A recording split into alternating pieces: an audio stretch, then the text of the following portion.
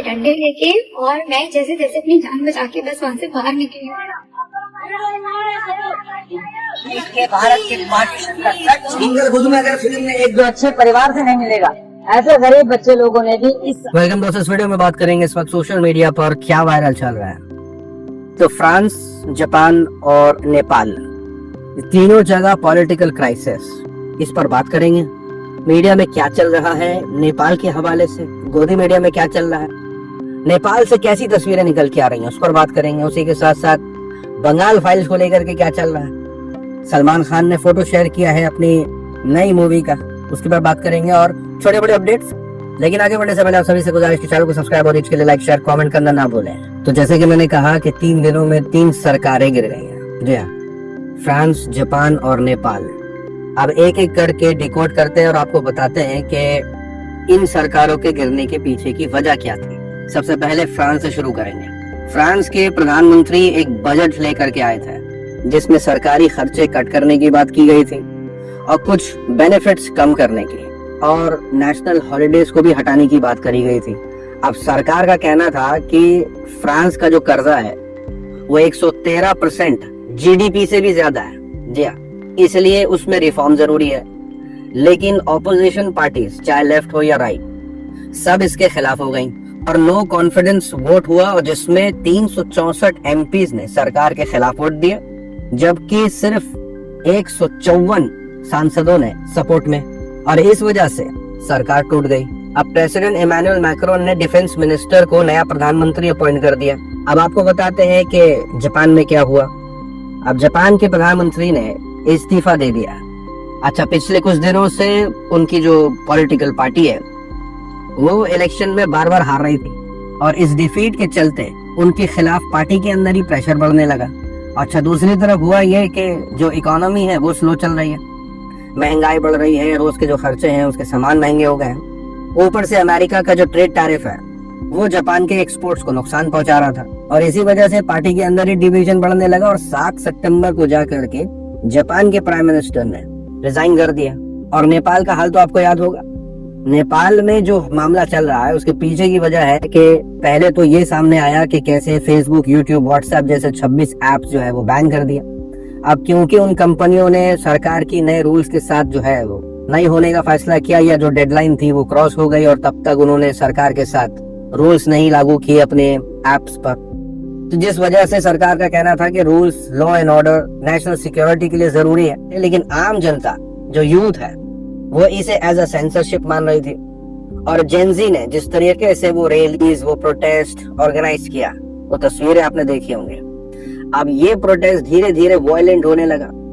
Protesters ने parliament की building हो जाए, मंत्रियों को घेरना हो जाए, उनके घर पर हमला हो जाए, मीडिया पर हमला हो जाए, मतलब इसको लेकर के जिस तरीके से प्रोटेस्टर्स ने नाराजगी जाहिर करी वो काफी खौफनाक था। अब देखिए, सिक्योरिटी ने भी खूब कंट्रोल करने की कोशिश करी जिसकी वजह से रिपोर्ट के मुताबिक 19 लोगों की जानें भी चली गई। और इस प्रेशर में आकर के 9 सितंबर को शर्मा ओली यानी नेपाल के प्रधानमंत्री ने रिजाइन कर दिया।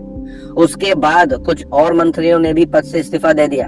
अब हालात कुछ ऐसे हैं कि बैन तो हटा दिया है, यानी बैन वापस ले लिया सरकार ने, लेकिन प्रोटेस्ट अभी भी चल रहा है क्योंकि वहां की यूथ की जो अभी मांग है, जो रिपोर्ट में आ रहा है जैसे कि वो सिर्फ पीएम बदलने की बात नहीं कर रहे हैं, वो सिस्टम चेंज की बात कर रहे हैं। क्योंकि ये प्रोटेस्ट जिस तरीके से करप्शन के खिलाफ, नेपोटिज्म के खिलाफ, फेवरेटिज्म के खिलाफ हो गया था।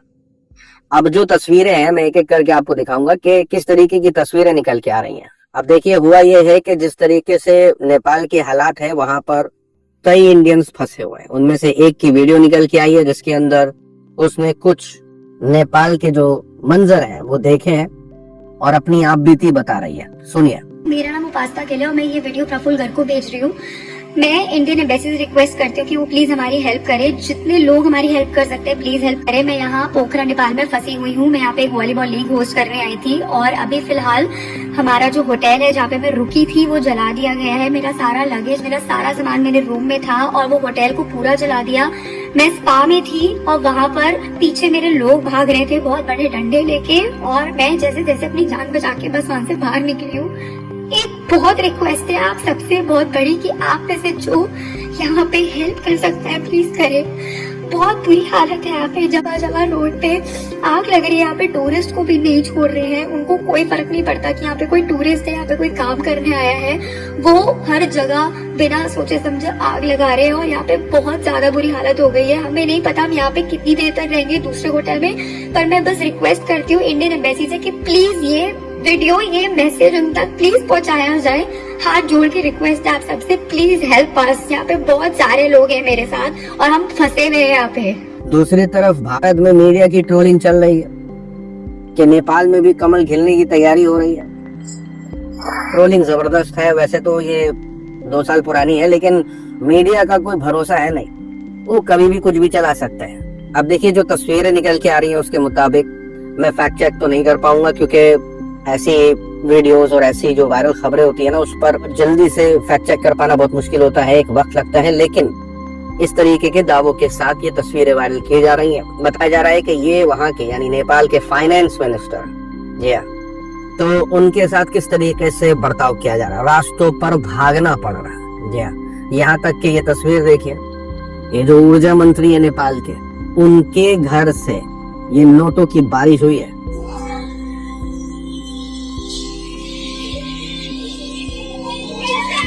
रिपोर्ट के मुताबिक बताएं तो जिस तरीके से वो प्रदर्शन हिंसक हुआ, पीएम हो जाए, राष्ट्रपति हो जाए, कई मंत्री हो जाए, कई सांसद हो जाए, कई लोगों के घर को जला दिया। और दूसरी तरफ आपको बता दें कि कुछ ऐसी भी तस्वीरें निकल के आई जहां ये दावा किया गया कि कैसे भ्रष्ट अधिकारी जो है वो आनन फानन में भागते हुए दिखाई दे रहे हैं। ये हेलीकॉप्टर के अंदर उन्होंने कुछ सेटिंग की जिसमें वो वहीं से उड़ लिए, क्योंकि जो डर है प्रोटेस्टर्स जिस तरीके से हमले कर रहे हैं उसको लेकर के वहां बड़े बड़े पदों के लोग जो हैं अब वहां से आनन फानन में भागते हुए नजर आ रहे हैं।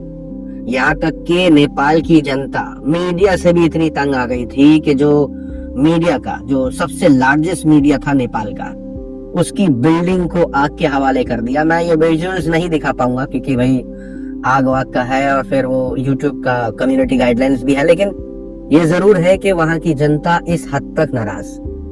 जनता का कहना है कि हमारे हकों की बात नहीं रखी, हमने प्रोटेस्ट किया, हमने तमाम चीजें करी, लेकिन जनता की बात नहीं रखी। तो इस वजह से मीडिया को भी जो है वो इसका हर्जाना भुगतना पड़ा। लेकिन भारत के अंदर दिया एक तरफ नैरेटिव ये है कि नेपाल में जो हो रहा है बहुत बड़ी कॉन्स्पिरेसी है, डीप स्टेट है, रेजिम चेंज ऑपरेशन है, तमाम तरीके की बातें जिसकी ट्रोलिंग कर रहे हैं ध्रुव राठी। ध्रुव राठी का कहना है कि अनुभक्त इतने ब्रेन वॉश्ड हो गए, जनता का मुद्दा यानी जनता का जो गुस्सा है उसको भी ये कैसे कॉन्स्पिरेसी डीप स्टेट बता रहे हैं। यानी क्या जनता गुस्सा नहीं दिखा सकती, गुस्सा नहीं हो सकती? ये वहां की आम जनता है जिसके हकों की बात नहीं रखी गई। वहां बेरोजगारी है, वहां महंगाई है, वहां करप्शन है, ये तमाम जो मुद्दे हैं नेपाल के अंदर, इसको लेकर के अब जो वहां पर प्रोटेस्ट हुआ है उसको ध्रुव राठी जनता की आवाज और जनता का गुस्सा बता रहे हैं। और एक तरफ जो दूसरी तरफ जो चल रहा है वो ये है कि इसके पीछे बहुत बड़ी साजिश है। लेकिन मीडिया के अंदर जो मणिपुर पर इतनी लंबी डिटेलिंग वीडियो नहीं कर रही थी, शोज नहीं कर रही थी, डिबेट नहीं कर रही थी, अब नेपाल के मुद्दे पर डिबेट कर रही है। नेपाल के मुद्दे पर जो है पूरी रिपोर्टिंग करती नजर आई अंजना कश्यप। यहाँ तक कि न्यूज 18 के पत्रकार नेपाल पहुंचे हुए थे रिपोर्टिंग करने के लिए, लेकिन वो जो गुस्सा है ना नेपालियों का वो कैसे दिखा, वहां इस रिपोर्टर को देख करके गाली देने लगे। यूर सपोर्ट में, हम आपके सपोर्ट में हैं। अब देखिए नेपाल में जो ये प्रोटेस्ट हुआ, जेंजी प्रोटेस्ट बुलाया जा रहा है, इस प्रोटेस्ट यानी इस मुहिम को आगे बढ़ाने वाले बलेंद्र शाह अब नए पीएम बन सकते हैं नेपाल के। बन सकते हैं से मतलब यह है कि क्योंकि इन्होंने इस प्रोटेस्ट को लीड किया, करप्शन के खिलाफ आवाज उठाई, नेपोटिज्म के खिलाफ आवाज उठाई, यानी मुहिम जिस तरीके से नेपाल के अंदर आगे बढ़ी है, अब ये फेवरेट नजर आ रहे हैं वहां पर। अब देखिए ये जो हिंसक पूरा प्रोटेस्ट हो गया, इसको लेकर के कई पत्रकार लिख रहे हैं कि लोकतंत्र के लिए इस तरीके के हिंसक प्रोटेस्ट की कोई जगह नहीं है। यानी लोकतंत्र में, यानी आप विरोध प्रदर्शन करना चाहते हैं, आप रिजाइन मांगना चाहते हैं, आप सरकार बदलना चाहते हैं, आप अपनी बात रखना चाहते, आप जो करें, लेकिन हिंसक नहीं होना चाहिए। बात तो सही है। उसी के साथ साथ बता दें बंगाल फाइल्स को लेकर के क्या चल रहा है। देखिए नफरती और प्रोपेगेंडा फिल्में बनाने वालों का जो स्क्रिप्ट है ना, वो एक ही राइटर लग रहा है मेरे को, वही रोना धोना। हिंदुओं जाओ मूवी देखो, कल हमारे साथ हुआ, आज आपके साथ हो सकता है, कल आपके साथ हो सकता है। यानी एक ऐसा नैरेटिव, पिक्चर ना चले तो बस डराओ। उदयपुर फाइल्स आपको याद हो गया, नहीं चली तो उनके प्रोड्यूसर साहब आए, वो कहने लगे कि भाई देखो मैंने तो पूरा पैसा लगा दिया, मैंने अपना सब कुछ लगा दिया है, तब भी नहीं चली उनकी मूवी। फिर उन्होंने फिर कार्ड खेला, ये जिहादी नहीं चाहते मूवी देखो। अरे किसने रस्सी से बांध करके रखा हुआ है भाई, जा करके देख ही सकते हैं। लेकिन नफरत को अब देखना चाह नहीं रहा है, हकीकत ये है। ये जिहादी नहीं चाह रहे पिक्चर हिट हो, अरे भाई तुम्हारे पास पूरा सिस्टम है, प्रमोट करवाओ मूवी को। लेकिन जैसे कि मैंने कहा, इसमें पूरी नफरत और ये सब घोल घाल करके चाहते हैं कि मूवी चल जाए, तो उदयपुर फाइल्स तो गई।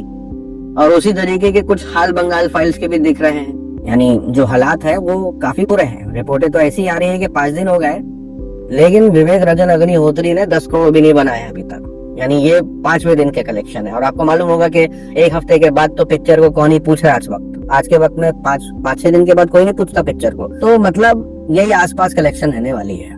तो इस फ्लॉप के हालात देख करके रोना धोना शुरू हो गया। स्क्रिप्ट एक ही जैसी है दोनों की। यहाँ देखिए, हिमेश रेशमिया की जो मूवी आई थी बैडएस रवि कुमार, उस तक का ये मूवी रिकॉर्ड, मतलब हिमेश की मूवी का भी कोई रिकॉर्ड नहीं तोड़ पा रहा भाई। ऐसी मूवी है ये। और इस पिक्चर को प्रमोट करने के लिए जानबूझ करके कुछ ऐसे उकसाने वाले सीन्स वायरल किए जा रहे हैं, जिसके अंदर बताया जा रहा है कि कैसे जो है वो हिंदुओं के साथ अत्याचार हुआ, तमाम चीजें। एक महिला की वीडियो जो कि मूवी का सीन होगा, उसको शेयर किया जा रहा है। और इसके अंदर जो नैरेटिव है कि कैसे मुसलमान सुलूक करते हैं, तमाम जो भी नैरेटिव होगा। अब जब ये क्लिप वायरल करने लगे लोग कि महिलाओं के साथ क्या बर्ताव किया, तो इस पर लोगों का रिएक्शन ये है कि ये कुछ सीन वैसा नहीं है जैसे भाजपा शासित राज्य मणिपुर में हुआ था। तो जबरदस्त तरीके से जो है वो प्रमोशन भी चल रहा है प्रोपेगेंडा के साथ, और उस प्रोपेगेंडा को फेल करने के लिए लोग काउंटर भी मार रहे हैं। लेकिन असली खबर पंजाब से है।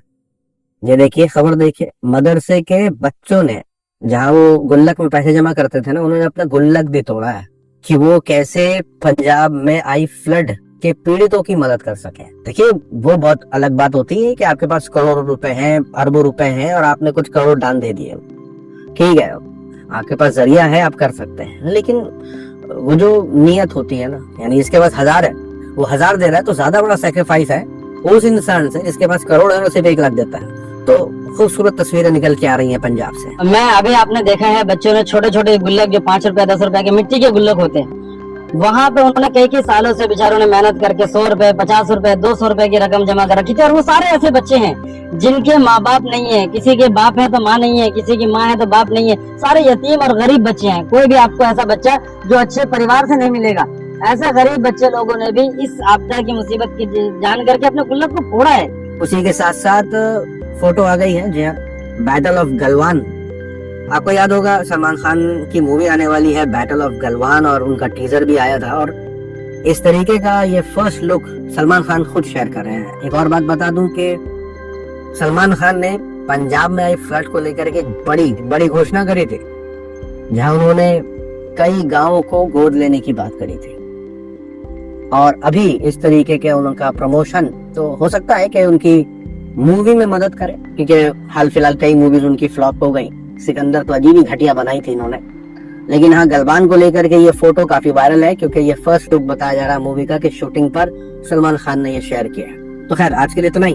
अपनी राय सुझाव कमेंट में जरूर बताएं। मिलूंगा अगले वीडियो में, तब तक के लिए अपना ख्याल रखें।